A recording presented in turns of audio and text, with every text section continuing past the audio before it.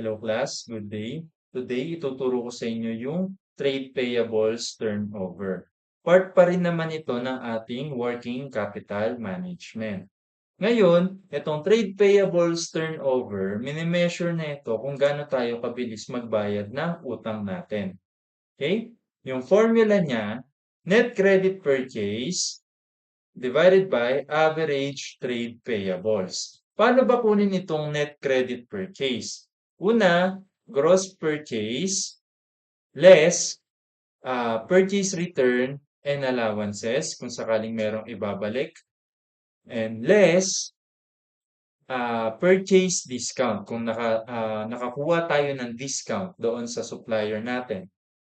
And plus, ito plus naman, kung sinagot natin yung shipping fee. Siyempre, hindi naman tayo gagastos ng shipping fee kung hindi naman tayo nangutang para ma-obtain yung mismong asset na binili natin. Right? So, ganun po yun. Basta ang concern natin kapag trade payables turnover, gaano kabilis tayo magbayad ng utang. Ngayon, dito po sa part naman na to, average age of trade payables, gaano katagal po natin mababayaran lahat ng utang natin. So, yun po yun. Yung formula po niya, nagbabago po, depende kung direct method or indirect method. Kung direct method, average trade payables divided by average daily net credit purchases. Then, kapag indirect method naman po, number of working days in a year, let's say 365 days, divide lang po natin yan sa trade payables turnover. Okay? So, ganun po kino-compute kung gano'n tatagal na lang yung ating utang bago mabayaran lahat-lahat. Okay? Next. Yung next natin is yung mga way, paano ba minamanage yung pagbabayad natin ng utang. Ganito po yan. Hangga't maaari, dapat patagalin po natin yung pagbabayad ng utang natin. I-utilize po natin yung ah, due date, kung kailan ba talaga dapat magbayad. Kasi sayang po yung earning potential ng ating pera. Okay? Kung pwede pa naman nating gastusin na kapag meron tayong pinaggastusan is kaya nun magpasok ng pera sa atin. Tapos yung ipapasok na pera nun sa atin, ayun yung ipambabayad natin ng utang. Mas maganda po yun. Unlike pinambayad po natin agad ng utang yung mismong natitirang pera natin.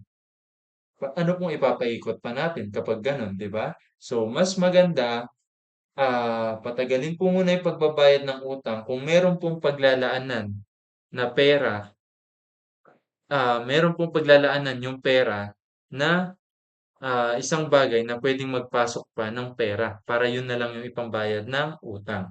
So, keep cash longer as much as possible.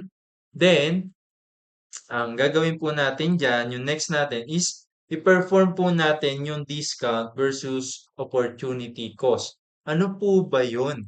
Discount, yung sakaling binigyan ka ng creditor mo or ng supplier mo, kung sino man pinagkakautangan mo ng discount, kung sakaling kung mas maaga kang magbabayad, mas mababa yung babayaran mo kasi may discount ka na makukuha mula doon sa pinagkakautangan mo. Ngayon, iko-compare mo po yun sa opportunity cost na kung sakasakaling hindi ka muna magbabayad at meron ka munang paggagamitan ng pera. Okay, ano po ba yung mawawala sa'yo kapag pinangbayad mo agad yun, yung pera na yun? Yun po yung opportunity cost. Pagbanggain mo po yung dalawa. Let's say for example, sabi ng pinagkakautangan mo, bibigyan ka niya ng discount na 500 pesos kung sakasakaling magbayad ka kagad. Ang kaso nga lang, kung hindi ka naman magbabayad agad, may paggagamitan ka na pera. Ang pwedeng kitain ng pera mo na yon is 300 pesos. Okay? Ngayon, ano mas pipiliin mo? Papabayaan mo na lang ba yung kikitain sana ng pera mo na 300 pesos at magbabayad ka na lang agad ng utang mo kasi makaka-discount ka ng 500 pesos or papabayaan mo na yung utang mo or yung discount doon sa utang mo kapalit ng 300 pesos na pwede mong kitain sa pera mo kapag ginamit mo muna. Okay, ganun po yun. Kumbaga, pagbabanggain mo muna yung discount na makukuha mo kapag nagbayad ka ng mas maaga, doon sa pwede mong kitain sana. Okay? Kapag ginamit mo muna yung pera. Okay, next. Strategic suppliers versus transactional suppliers. Strategic suppliers, ito yung mga supplier mo or mga pinagkakautangan mo kapag umuutang ka doon sa mga supplier mo. Ito yung mga pang long term mo, strategic suppliers mo. Ito yung directly critical doon sa iyong operation. Matagal mo na silang supplier. And talaga meron silang impact doon sa iyong operation. Sila ang nagsusupply ng malaking portion ng materials na kailangan mo. Kailangan mo silang ingatan. Unlike itong mga transactional suppliers mo, ito yung mga situational lang na suppliers mo na kung sakaling kapusin yung mga long-term suppliers mo na or yung mga dati mo ng suppliers, pwede ka kumuha dito sa transactional suppliers mo. Ngayon, sino yung dapat mong mas priority dyan? Siyempre, yung ipa-priority mo, yung mga matatagal mo ng suppliers. 'Di ba? I-maintain mo yung relationship ng mga yan. Okay? Kasi, yung mga matatagal mo ng suppliers, malamang sa malamang kapag hindi mo sila binayaran agad, pwedeng i-delay nila yung delivery ng material sa'yo kapag hindi mo sila binayaran agad or hindi mo sila binabayaran kapag nangyayarang ka ng pera sa kanila, hindi agad-agad yung pagbabayad mo. So, pwedeng pabagalin rin nila yung pag-deliver ng kailangan mo. 'Di ba? So, kailangan alagaan mo po yung mga strategic suppliers mo. Yung kumbaga, kung meron kang babayaran agad-agad sa mga suppliers mo, i-prioritize mo po yung mga strategic suppliers mo kasi sila yung mga matatagal mo ng suppliers at sila yung talagang may impact na dun sa operation mo. Unlike itong mga transactional suppliers, these are suppliers na optional sa part mo and situational lang na kumukuha ka sa kanila ng supplies if ever na kapusin yung strategic suppliers mo. Therefore, hindi dapat sila yung priority mo na bayaran. Okay? Next, digital transformation and automation. Syempre, kung magbabayad ka po ng utang, mas maganda, naka-digital na po yan. Meron na pong automation na nangyayari para maiwasan po yung mga pagka-delay-delay ng pagbabayad. Kasi mamaya, napatagal mo nga yung pagbabayad, napalaki naman yung penalty mo. Napalaki naman yung interest. Okay? So, okay din po na mayroong automation sa pagbabayad para pag na-reach, lumabas na po sa system na due date na po, mag-o-automatic na yung payment, yung process ng payment. Okay?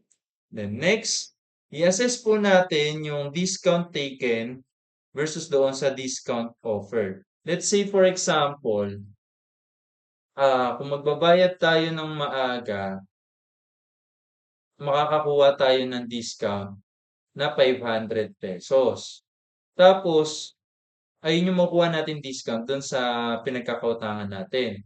Kung tayo naman mag-o-offer ng discount doon sa may taong may utang sa atin, dapat mas mababa yung i-offer natin discount para kahit papano meron po tayong net benefit sa part natin. Let's say for example, 500 yung nakuha nating discount kasi magbabayad tayo ng mas maaga. Tapos yung may utang naman sa atin, kapag binigyan natin siya ng discount, parang mas maaga siyang magbayad, ₱300 lang. Therefore, um, lugi man tayo ng ₱300 na discount na binigay natin doon sa customer natin kapag nagbayad sila ng maaga, yamado naman tayo ng ₱500 doon sa discount na nakuha natin sa pinagkakautangan natin kung magbayad tayo ng maaga. Therefore, meron tayong net benefit na ₱200. Okay, ganun po siya, no? Ina-assess. Ngayon, yung next natin yan is yung alamin mo po talaga kung meron kang dapat bayaran. Baka mamaya naman, bayad ka ng bayad, wala ka naman talagang dapat bayaran.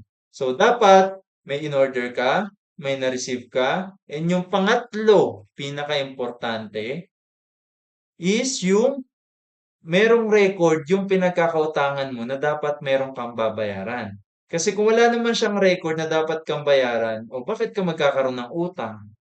'Di ba? That's common sense. Okay? Una, purchase order, dapat meron kang binili. Pwedeng inutang mo 'yan, hindi mo muna binayaran. Pangalawa, dapat na-receive mo yung inutang mo o yung binili mo. Pangatlo, dapat doon sa record ng pinagbilhan mo, meron ka talagang dapat bayaran para ma-consider natin na meron ka talagang utang. Ang tawag po diyan is three-way matching. Okay? So, yun lamang po yung covered ng ating trade payables management.